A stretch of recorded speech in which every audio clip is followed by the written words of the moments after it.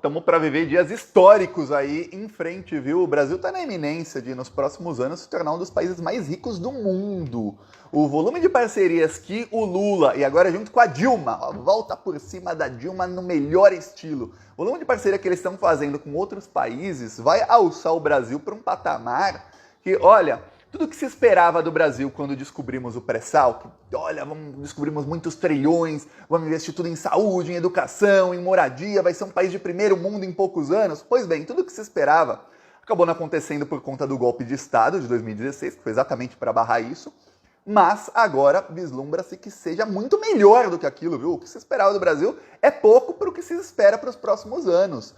A Dilma, ela se tornou presidenta do Banco dos BRICS. BRICS, para quem não sabe, os nomes são B de Brasil, R de Rússia, I de Índia, C de China e S de South Africa, ou África do Sul, que é o menor país aí dos BRICS.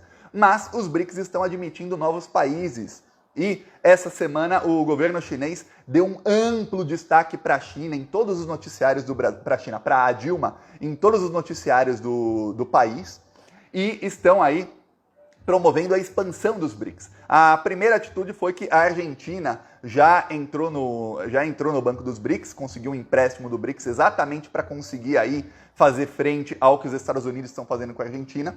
Para quem não sabe, hoje a Argentina tem uma das moedas que mais desvaloriza no mundo. E isso acontece porque os gestores de capital, ou seja, do mercado financeiro, são todas empresas americanas. Muita gente não sabe, mas das maiores gestoras de fundos financeiras, do mercado financeiro do mundo, das 10 maiores, 7 são empresas estatais americanas. Você sabia disso?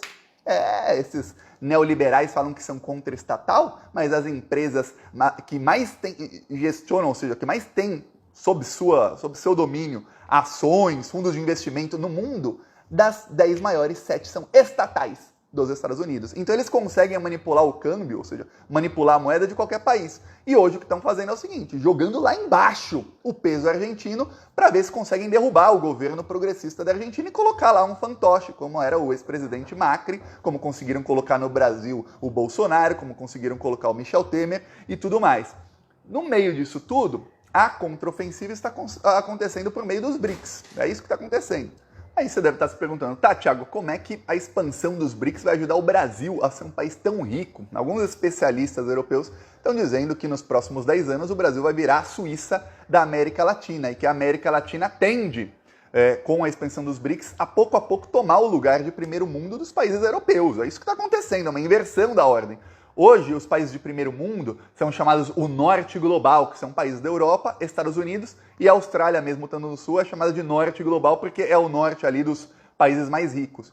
E os países que estão abaixo ali, da linha do Equador e alguns países acima também, são os países considerados pobres, ou Sul Global, que vai do México para baixo na América Latina e da África para baixo e abaixo da China, ali na Ásia. Ou seja, esses países aí são os países de terceiro mundo. O que está acontecendo é uma inversão, pouco a pouco, disso tudo. Eu vou te explicar isso, você vai ver como a história do Brasil vai mudar e como estamos vivendo momentos históricos. O ano de 2022, de 2023, 24, 25 vão entrar para a história. Os nossos filhos, netos, bisnetos, as próximas gerações vão estudar isso em livros de história, vão falar, caramba, realmente foi quando mudou a ordem mundial. Antes eu peço a inscrição sua no canal, porque é muito importante. Quando acontece um processo desse, como estava acontecendo no Brasil, em volume menor, quando começamos a explorar o pré-sal. Mas quando acontece isso, os Estados Unidos pegam suas garras e tentam de tudo para evitar com que isso aconteça.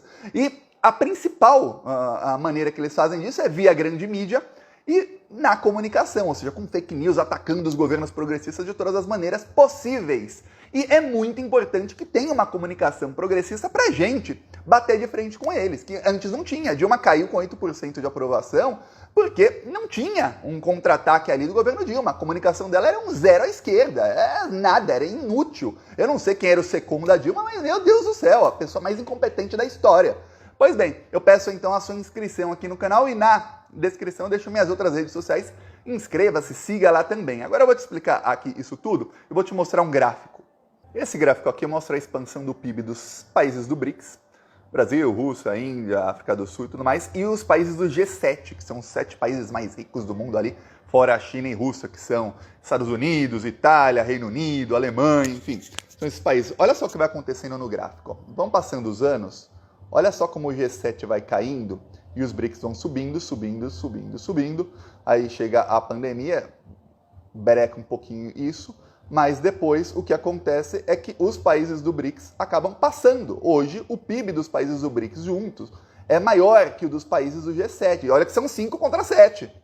E lá tem os Estados Unidos nesse 7 aí. E a projeção, aqui o que é projeção, é que essa distância aumente. Agora você imagina, são só 5. E quando os BRICS tiverem 6, 7, 8? A Dilma conseguiu articular, ela está articulando, para que os Emirados Árabes Unidos e a Venezuela entrem nos BRICS. Se a Venezuela entra nos BRICS, os Emirados Árabes Unidos também, sabe o que vai acontecer?